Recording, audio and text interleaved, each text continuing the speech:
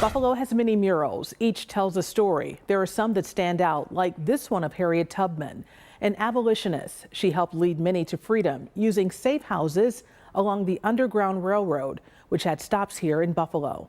On that path is now a mural of the woman many called Black Moses. Meet the man behind the mural, Gino Morrow.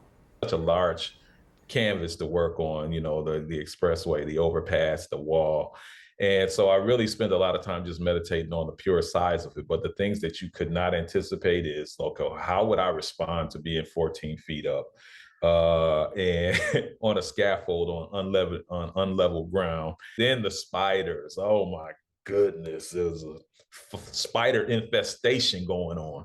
The actual subject matter of Harriet and Child was inspired by a sculptor by the name of Wesley Wolford. My focus for the concept was this sort of juxtaposition or duality and this constant contrast taking place. And so what you see in the eyes of the child versus what you see in Harriet's eyes is you have a child who is definitely in fear, but trusting, because of course, as a child, you trust the adult that you're with. And then you have Harriet, who is experienced and full of determination. You contrast that against the background where you have a very dark past that's represented in the form of a storm in the background versus the bright future, which is represented by the butterfly and the flower in the foreground. To use his skill and tell the story in art about Harriet, her eyes. You can look into her eyes and you can see the determination. You can see her face and the intensity and the focus. And so I think what I wanted people to walk away from is the fact that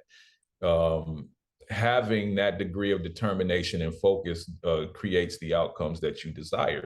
The lightning bolt. The lightning bolt itself is, first, it does represent the crack of the whip, because the sound of thunder is and the crack of the whip are very similar. Freedom. The monarch butterfly is the intuitive desire to be free or move about naturally.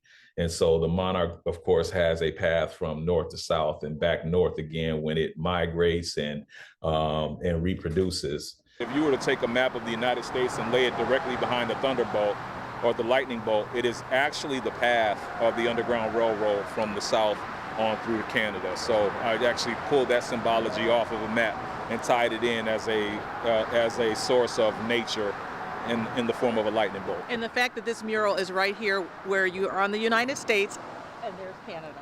Exactly. How does it make you feel to do this in your hometown? I'm honored. Your name is now forever etched on that roadway. I'm putting my soul into this because I feel a connection to it.